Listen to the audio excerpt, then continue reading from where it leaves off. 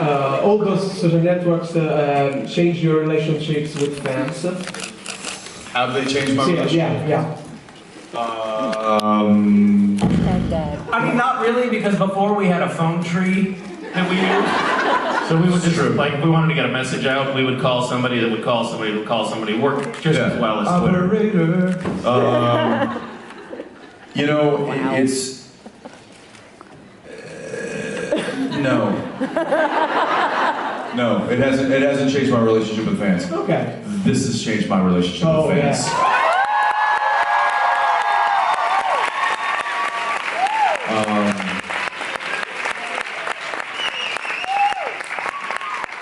Because for social media, for me, that's just putting me out there. It's not getting anything back. And I quantify value in what I receive from you guys. That's the true value of what fandom is what you guys give to us, and it's my cup runneth over. So thank you guys. Thank you so much. Okay, man. Thank you.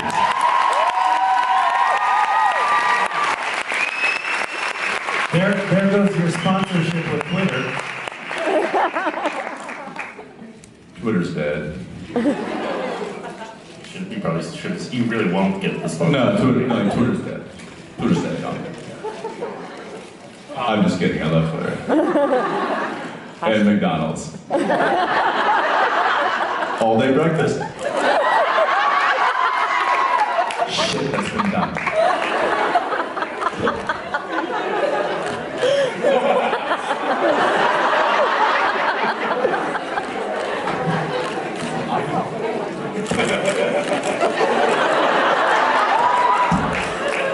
They're such bad people. I'm just lingering now. Do I need to leave?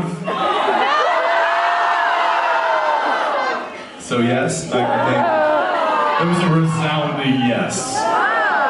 What do you, A little excerpt from a letter that somebody just gave. is this, oh God, is this, no, I don't, I mean, are we, Somebody just wrote this letter, and it was lovely. It was written by a very young woman who has been coming here for some time. It wasn't me. his mother? My mom wrote this. But I thought that this was really very well written and very lovely and very meaningful. So I'm gonna read it. Not all of it. I got an idea. You're gonna try to leave, aren't you? No. And I was like, yes. There's a problem if you stay. Hey, just real quick. I love you guys. Please, don't treat him like you treated me. See you tomorrow.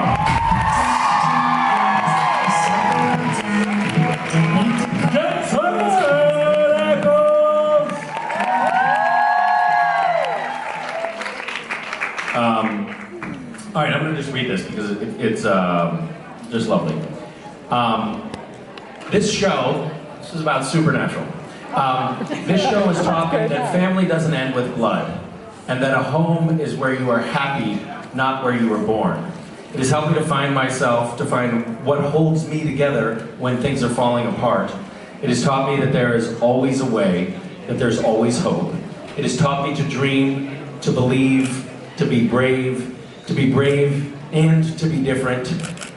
It shows that sadness and grief are real and that death is inevitable, but it also shows that love is always there too, and it shows that you can come back from anything and that you can change for better or for worse. And it proves that you can be who you want, you can fight, love till the world ends, and sometimes you can lose, and it shows that everybody has a story, and most of all, it has taught me that you can find hope in the most unexpected places. And yes, some of you may say, but this is just a TV show. Sure, for them it is. But for me and for so many people, it is so much more. It was a very lovely, very well-written letter.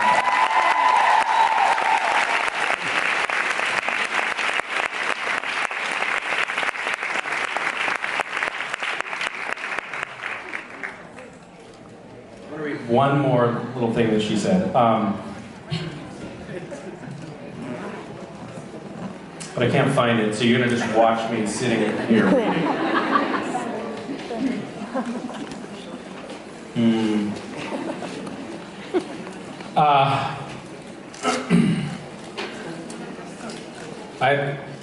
I'm paraphrasing here, but it says, I've found that fighting my depression, anxiety, and self-harm does not make me weak. It's actually what makes me strong. So thanks to the cast for helping me survive the most difficult battle of my life, and for helping me to keep fighting.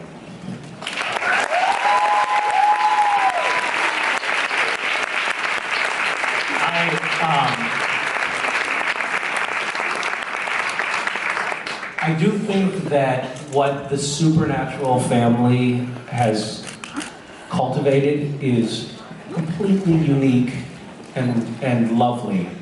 And I think, I don't know, I'm taking a rare, earnest, sentimental moment here, but I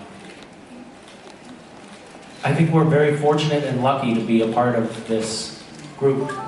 I don't think that there's another fandom that comes anywhere near this. I think that this is actually kind of transcended fandom and become a community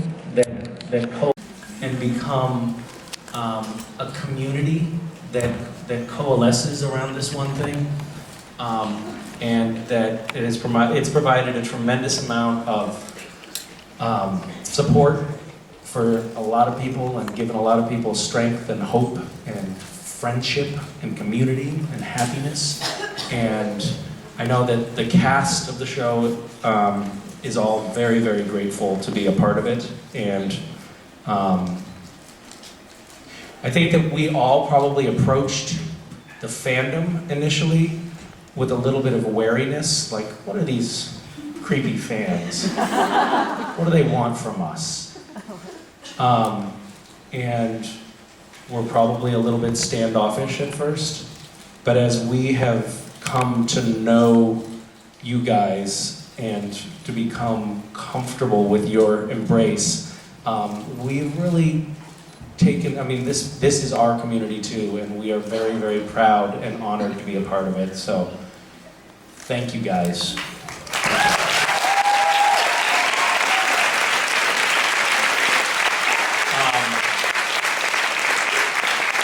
Okay, so let's fuck around a little bit. Hello. Hi. First of all, congratulations for your brilliant performance as Lucifer. Thank you very much. Flattery will get you everywhere. Okay. And I was wondering if Gus was aware of what was happening and what Lucifer was doing while he was possessed. I think kind of peripherally aware. He was a little bit aware, but not totally aware. Cass was a little bit out of it. Yes. It was like Cass was really stoned the whole time. Like super stoned. Like baked out of his mind. Like Cheech and Chong style stoned. There you Thank go. you, I love you. Security, can you get that woman's number? Hi. I was wondering if you were to direct an episode from season 11. I thought you were saying, if you were to die, I said direct. So, Which one would you want to be? if I was going to direct an episode from season 11, which Yes. one would? Well, I don't know. I really loved Baby. It was an amazing episode.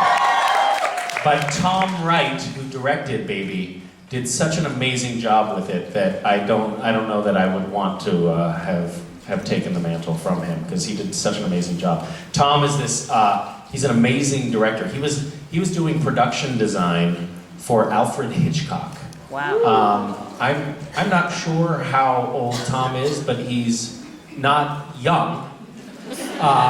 He's our oldest director, and he's done hundreds of hours of television directing. And he was working as an art director for Alfred Hitchcock. So he's been in the business for 60 years or something crazy like that. And he just kills it. He's a really amazing director. And he did a beautiful job with Baby. It was kind of a brilliant episode, I thought.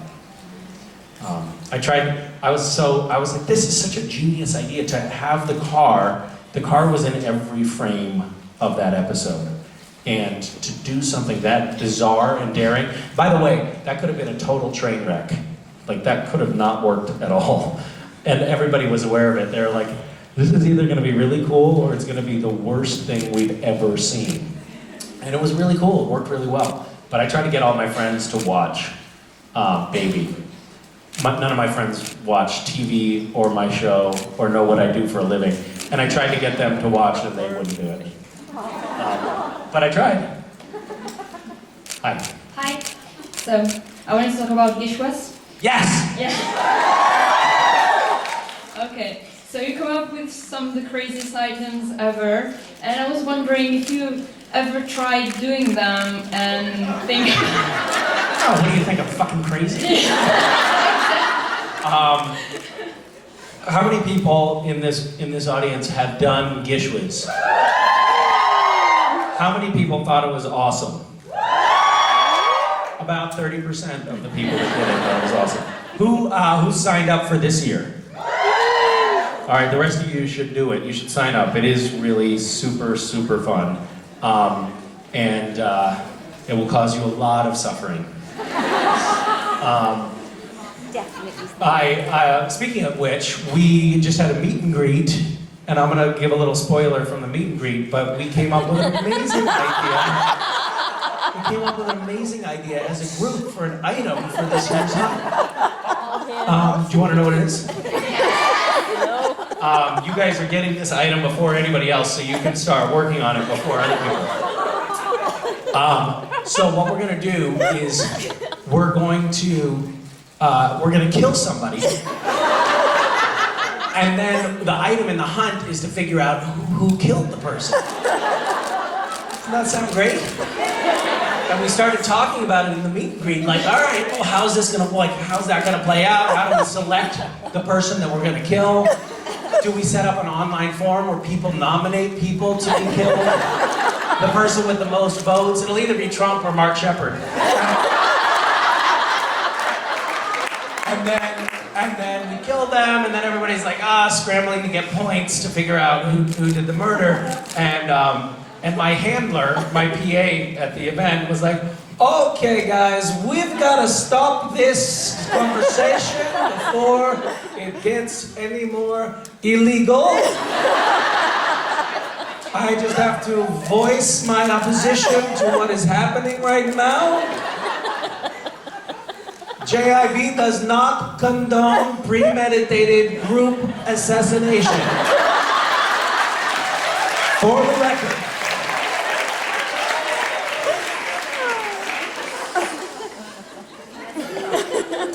But I would vote for Mark Shepard if you are not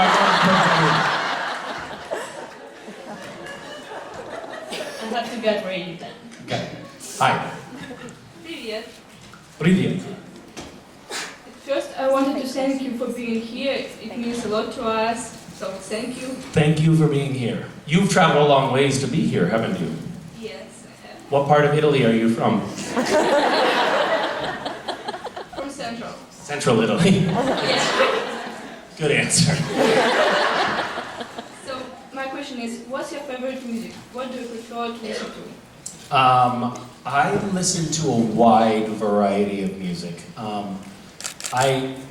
When I'm listening to music on my iPhone, when I'm running or something, I'll click favorite for something when I'm running and I'm like, oh, that's a great song. I'm gonna click 5 stars on it so that it comes up on my favorite list.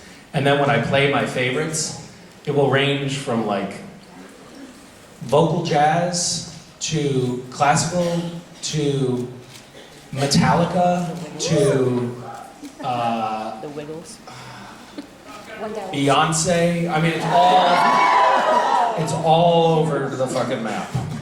And it's really disconcerting. So I'm like, yeah, you know what? I'm gonna listen to my favorites list, and then it's like Rachmaninoff. Well, that's not terribly exciting. So they're all very eclectic, as people who don't have an answer for that question often like to say. How about you? What do you listen to? I listen to everything.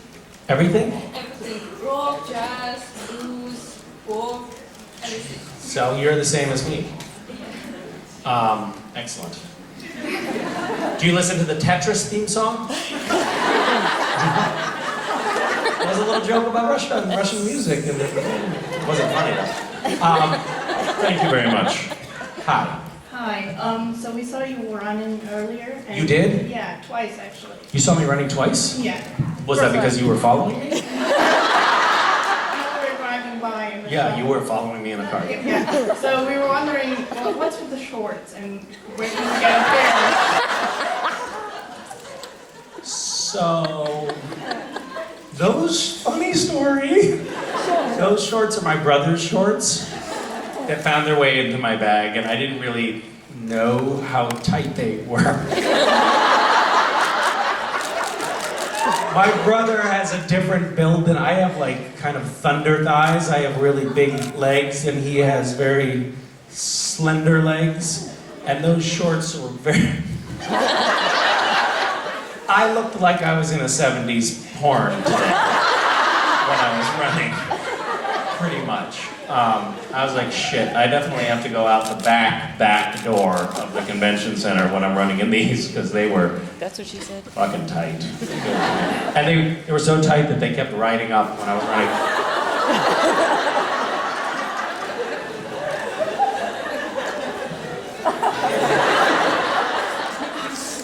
That's how I run.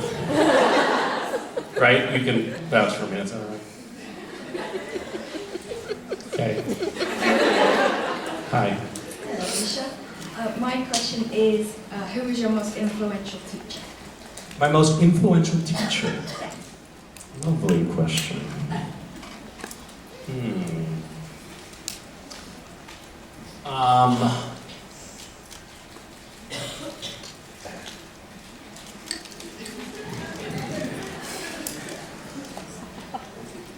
I think probably I had two. I had several teachers that I really liked a lot, but I had one teacher whose name was Mr. Ward. He was my 5th grade teacher. I was in a public elementary school, and it was kind of a little bit of a. We lived in kind of a not terribly well off town, and the school was a little bit rough, I think. But Mr. Ward was an amazingly devoted career teacher. And he really kind of encouraged me. He kind of took me aside and said, you know, if you apply yourself, you could go places. You're a smart kid and you could go places if you aren't lazy. Because he saw that tendency in me, I think. I was new to the school, and I was a really good kid when I was the good kid. So he would sit me next to the bad kids in class. And then I started realizing how fun it was to be bad. So then and he separated me from the bad kid. It didn't work the way he had planned. The bad kid just made me bad. But Mr. Ward was this guy who just focused his entire life and his entire career on teaching in a public school for very, very little money, and just brought a tremendous amount of excitement and enthusiasm to the classroom with him every day. And when he retired, which he did about 10 years ago, he donated a bunch of money back to the school that he had taught at. Like a lot of money for a teacher. And it was just that kind of epitomized how he was as a man. And maybe 3 years after I got on Supernatural, I wrote him a letter thanking him for being such a good influence on me way back when. And he wrote back, and that was the first time we had connected since I was 10 years old. But it was very lovely to actually say thanks to him at that point. Thank you. Thank you. Hi. I wanted to ask, what's the weirdest fan art you've ever seen of yourself or Castiel?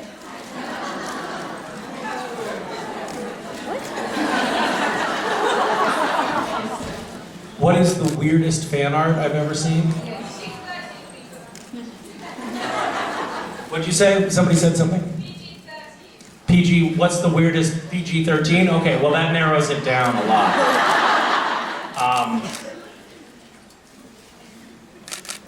It's definitely something I never expected when I got on the show. I didn't know about fan art, and I didn't know that my character would ultimately be depicted giving so many blowjobs to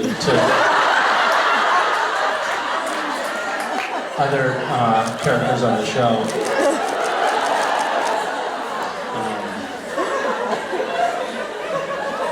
So that was all new to me.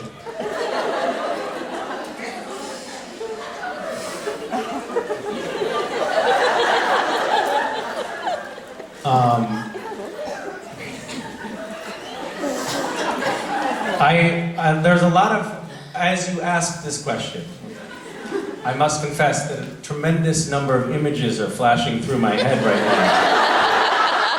now. And sorting which one is the weirdest is kind of challenging. Have you come across anything that you found interesting? Yes, but I would rather not answer that question. That was what I should have said. She said that. That's what she said. That's what I should have said. Okay, but if you had to answer it, do you have an image on your phone right now? No. Do you create fan art? No. You do, don't you? You dirty, dirty bird.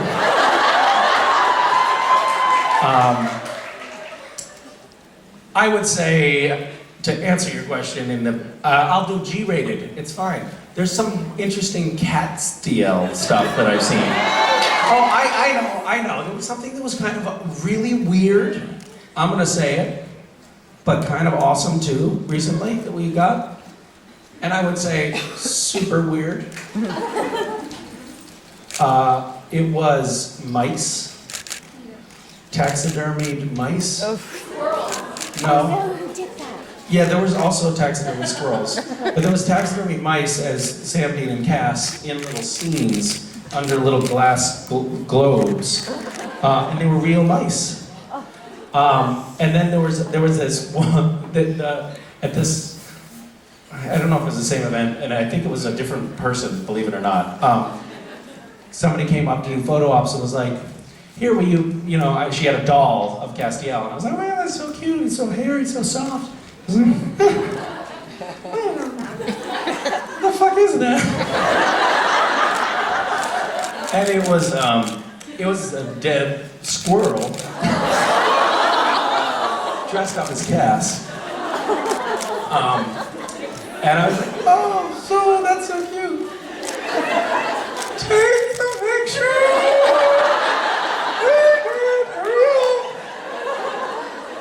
And then I was like, yeah, there you go. Bye. See you next time." And then all of the staff rushed over with hand sanitizer.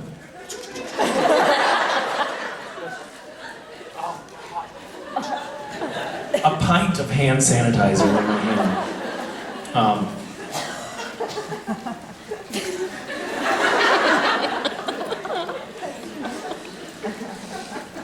Thank you.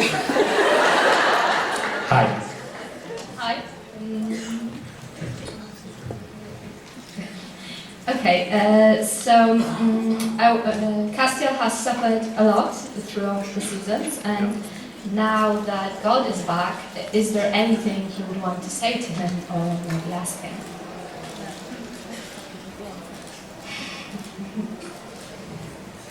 That Rob Benedict makes me so angry. But I guess that's another line of thinking. I think that Cass, I'm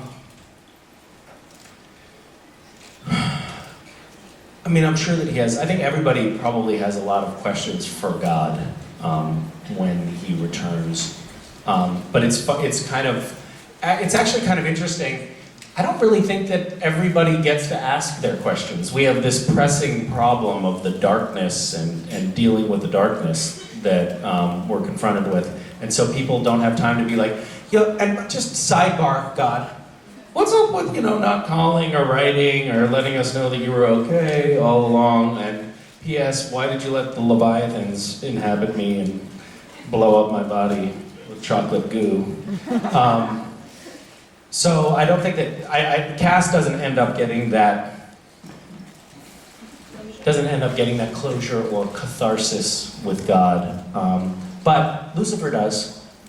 But if he could get it? If he could get it, I think he would want to know why his wings were...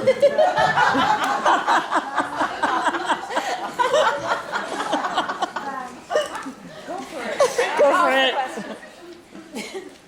Okay, so Cass lost his wings, right? Yeah. This is really gonna bake your noodle, guys. This is also from our meet and greet earlier. Somebody asked this very important question, which is, Castiel fell, right? No, he dropped. Whatever, he dropped, he didn't fall. He dropped. So Metatron took his grace, and then he was on the ground, right? And then the angels fell, right? And they lost their wings. But Cass was already a human at that point. So his wings he wouldn't have had wings at that point to get burnt or broken or whatever. So WTF, when he gets his grace back, his wings should be fine, right? Yeah. But he stole the grace. What? He stole the grace. He still would what? He stole the grace. He stole the grace. No, it was his He own. stole the grace? No, he got it back. He stole it back. Anyway, I would ask God. I would say, if I was Cass, I would say, and I'm not. I never think I am. I would say, what's the deal with that? I would say, God, why did the writers do that on Supernatural? Because it doesn't make any sense. That's a good question. Thanks. Hi. Привет. Привет. How many Russians are there here? A lot, but they're quiet. Be loud, Russians. No? Okay, good. Hi. We were talking about imaginary friend episode. Yes. Does your children have an imaginary friends? Yes. Next question. I have a story about my daughter's imaginary friend. There's actually several imaginary friends around that house. One of them's named Bobby. They're all Mason's imaginary friends, and she'll say, Bobby's right over there, Bobby's in the pool, and I'll be like, the pool cover is on, is Bobby drowning? Because if Bobby's in the pool right now, there's no way Bobby is breathing. Should we I don't want to open the pool cover and then find a dead imaginary friend floating in the pool. It's going to be really depressing.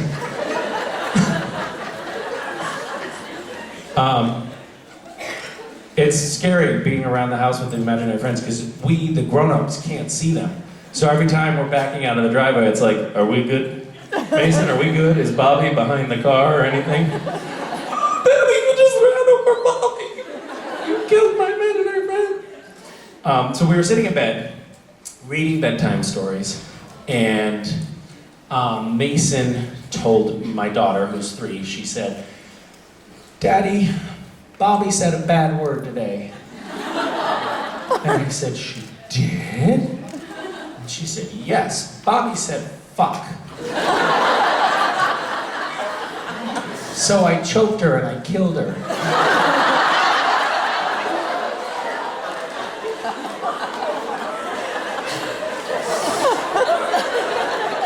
Isn't that sweet? Kids and their imaginary friends.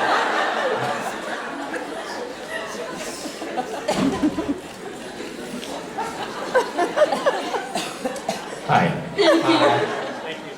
So during season 11, we've now reached the top of the supernatural pyramid by facing Amara with the help of God. So do you think that during the next season, you and the Winchesters will be facing an enemy that's even mightier than God and his sister, or will you go back fighting someone who's not as powerful as that?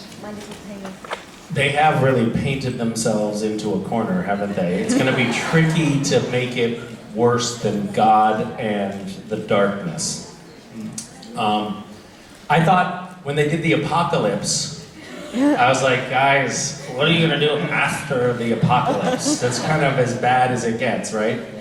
And then they came up with the Leviathan, which was like a little bit of a step down as far as big bads are concerned. But then the darkness and God, it's pretty epic. So, I don't know, I think after this it'll probably be, maybe they'll come up with something incredibly powerful and terrible. Like a giant radioactive gerbil or something. You know. Sam and Dina are like, this giant radioactive gerbil is the worst thing we've ever made. Way worse than the apocalypse or the darkness. That's gonna happen. Yeah. Yeah. Привет, Misha. Hi, привет again. No, it's not a привет, it's привit. Well, Polish? No, this is Ukrainian. Ukrainian. Well, Hi. bad for your hi. Привет. Привit. That's what I said. Привit.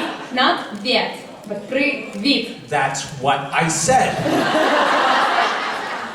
I don't believe you. Привit. Okay, this one is awesome. Oh, yes. Okay, so my question is season 11 is behind, and do you have any awesome stories to share, or maybe some spoilers for the gag reels? Spoilers for the gag reels? Yeah. I do think that we have another long series of takes where Jared and Jensen are making me laugh to the point that I almost cried. That was fun. I think that we also, in the gag reel, we were torturing Rob a lot for the end of the season, which was lovely. It's really nice to turn the tables on him. And I'm trying to think of any other good spoilers that we have for you. Just some awesome story that you'd like to share with us. Maybe you cannot just remember it right now, but just try to think of something to share. Try to think of. Yeah. You're asking me to try to think of anything interesting to say right now? It's fine. You're gonna say anything interesting, not what you're saying right now. But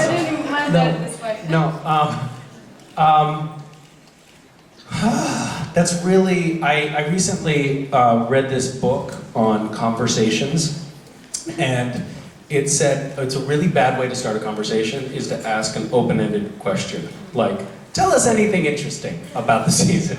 So I'm really finding myself unable to answer your question right now. I can tell you that we did torture Rob a lot, and I enjoyed it. I feel like that's a little bit of a confession, but it's true. Me and Rob had an amazing time shooting together. I loved having him back on set. We laughed so hard for so long that when I got home from shooting, I literally thought, you know what? I actually got a good abs workout today without doing anything but laughing. It was awesome. And it had a lot to do with Rob learning how to use Snapchat, which is super funny, as it turns out. Are any of you on Snapchat? Yeah. What is the point of Snapchat? I'm completely astonished by it because it's like a regular social media platform, except for it doesn't do any of the stuff that other social media platforms do. It's like social media platforms, but with all of these limitations on it that make it so it doesn't really work. It's what?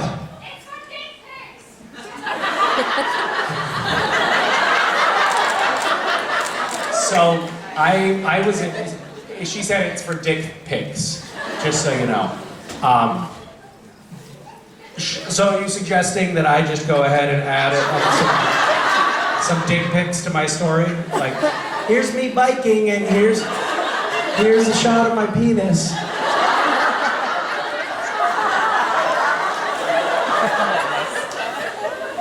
I'll know if you screen capped. I went to this very intimate, so there's this think tank. I don't know if you know the term think tank, but it's like, well, whatever, it's a thing.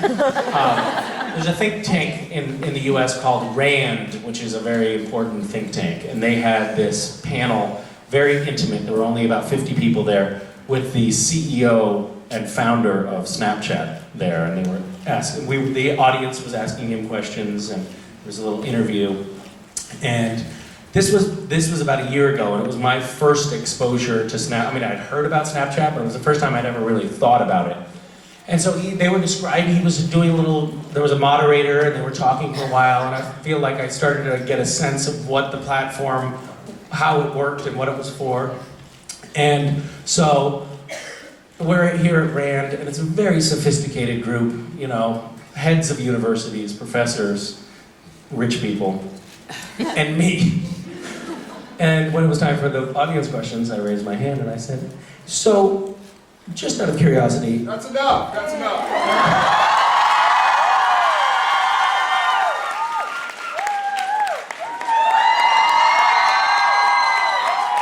I'm sorry, sir. I'm sorry, sir. While you're down Quit there. looking at me in the face. Jesus. Got him. Got him. Ladies and gentlemen, Misha Collins.